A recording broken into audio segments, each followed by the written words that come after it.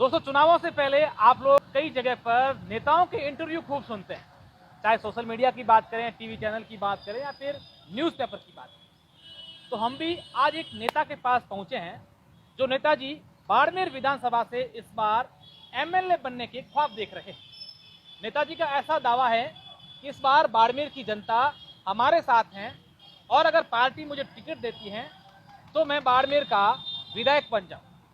नेताजी की शक्ल देखकर आप इनका नाम पहचान लिए होंगे कि नेताजी मेरे साथ कौन है। आज हमारे साथ खेताराम जी जाखड़ साहब। खेताराम जी काफी सक्रिय लग रहे हो, चुनाव नजदीक आते ही इधर उधर मीटिंगों में, शादियों में छाए हुए हो, क्या तैयारी चल रही? सबसे पहले तो मैं अशोक जी आपके चैनल से समस्त जिलेवासियों को प्रणाम करता हूँ, राम राम करता हूँ प्यार भरा। और ठीक है, राजनीति अलग चीज़ है, जिंदगी अलग चीज़ है, जीवनचर्या है, उसके अंदर सबको अपनी अपनी मेहनत करनी चाहिए। हम धरातल से उठे हुए किसान परिवार से ताल्लुक रखते हैं, भारतीय जनता पार्टी की विचारधारा से जुड़े हुए हैं, आदरणीय अटल बिहारी जी से प्रेरणा लेके इस पार्टी से विचारधारा से जुड़े हुए हैं। इसलिए हर आदमी सपने देखता है, सपने देखने में कोई। आपने कब से सपने देखने शुरू कर दिए? क्योंकि आप तो किसान परिवार से थे, जैसा कि आपने बताया। उसके बाद से आपकी एक ये भी छवि है कि आप एक ठेकेदार हैं, कंस्ट्रक्शन है, अपना कामकाज करते हैं, अच्छा कामकाज चलता भी है। ये राजनीति का शौक ये कब लगा आपको? ये राजनीति का शौक हर आदमी का हो सकता है, मेरी राजनीति करने का शौक नहीं है। मेरे तो दिल में एक दर्द हुआ, मुझे ऐसे लगा कि बाड़मेर विधानसभा के अंदर 15 साल से अकाल पड़ा हुआ है और भारतीय जनता पार्टी का जो कार्यकर्ता है वो अकाल भारतीय जनता पार्टी का पड़ा हुआ था या फिर आम अकाल था? वो था नहीं, भारतीय जनता पार्टी के मुख्यालय पे कब्जे का अकाल पड़ा हुआ था मेन। हाँ। और मुख्यालय से सब कुछ होता है। आप बाड़मेर जिले की 6 सीटें जीत जाओ, कुछ नहीं होने वाला है। हाँ। विधायक बाड़मेर मुख्यालय का होना जरूरी है। कलेक्टर, एसपी, प्रशासन उसके अंडर में काम करता है और जब जनता के दुख सुख की समस्या का काम होती है तो उनकी सुनवाई कौन करे।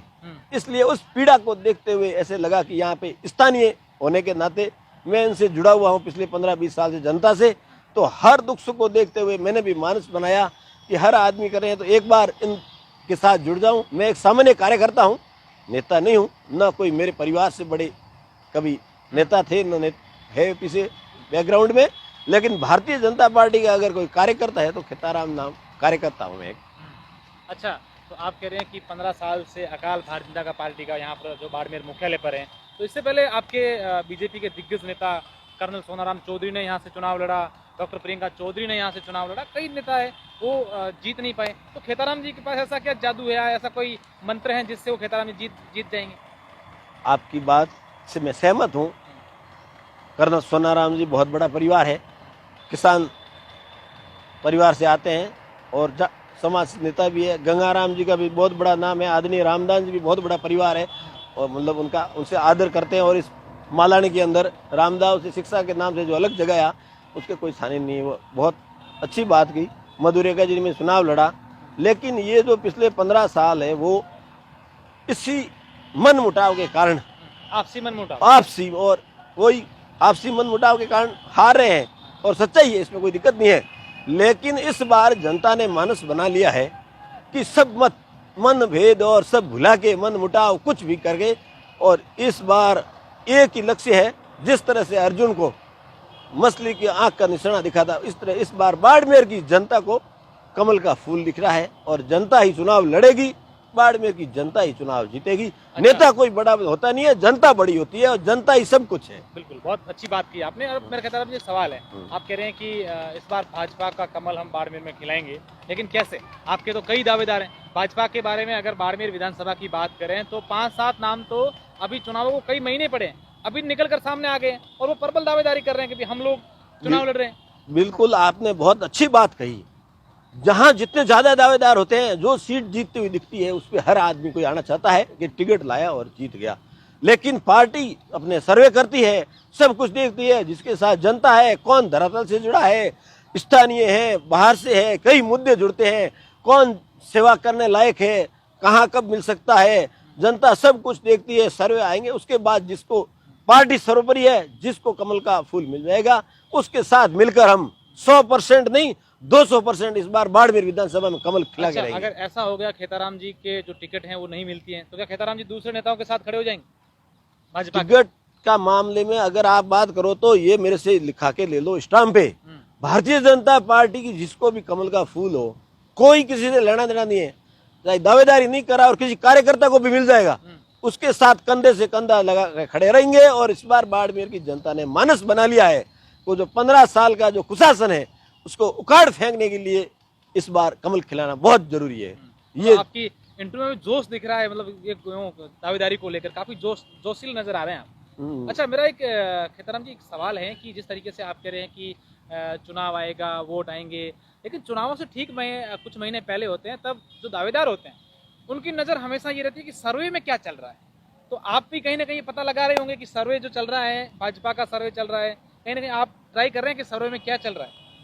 नहीं, मेरे को तो सर्वे की कोई ट्राई की बात नहीं है, सर्वे चलते रहते हैं, लेकिन मेरा सर्वे जनता में चल रहा है।